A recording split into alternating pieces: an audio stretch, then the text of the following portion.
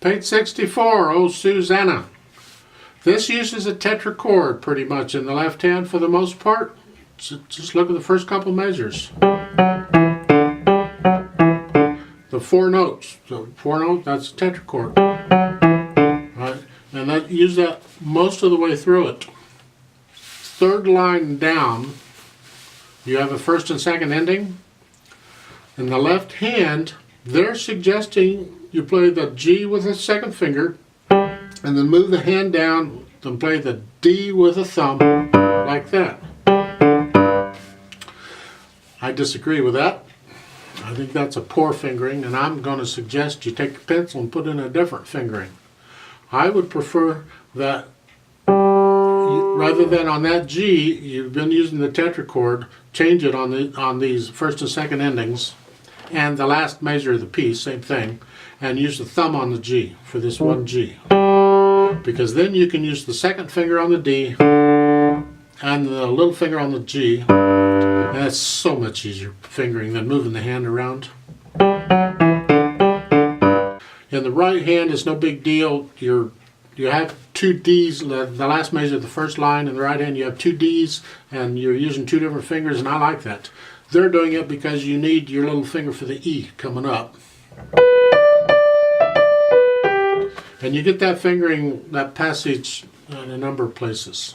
Now you can do the dynamics on your own, you don't need my help. In the fourth line down, you'll see the F-P. It means the first time you're going to play it loud, and the second time you're going to play it soft, of course. You already know that, I've explained this before. So we're going to observe all the repeat signs, and the first and second endings, of course, and play the whole thing. Which means we're going to go down and play the first 3 lines, except the last measure. Then we're going to repeat back up to the last measure of the first line, play it, the second line, and the third line, only this time we're going to skip the first ending and play the second ending. Then we're going to go down and play the last 2 lines. Then we're going to repeat those and play the last 2 lines again. Piece of cake, right? Just clear as mud, not a problem, all right? Now it says Allegro Moderato, and you can find all kinds of recordings of this. This is a vocal piece, so you can decide how fast you want to play it eventually. Supposedly it's a happy piece, but we're going to do it slow, all right? Because we want to hear the notes. I would like you to hear the notes. Now the left hand is staccato most of the way through. You have a few half notes is all. And a couple of quarter notes are not staccato. Like on the endings, second ending is a... That's not. In the last measure, it's not. And the last measure, the fourth line, the first note in the left hand is staccato. The others are not.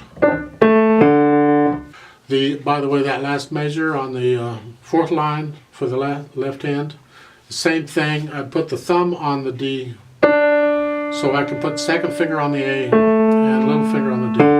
It's so much easier than what they're suggesting. You're going to have your thumb on the D anyway, because you have the second finger on the C sharp. So that one little trickiness here is going from the second ending, there at the end of the third line, to the fourth line. You're in this position. Okay. The right hand isn't bad because you can just extend out a little bit and get the C. Your left hand's got to go up to the C. You got one beat rest to do that in, so it's not bad if you know where you're going, all right, and you practice that move, you can get it okay. 4/4 time, I give you 4 counts. Let's try this together. So the left hand starts at here, right, and the right hand is here. Okay.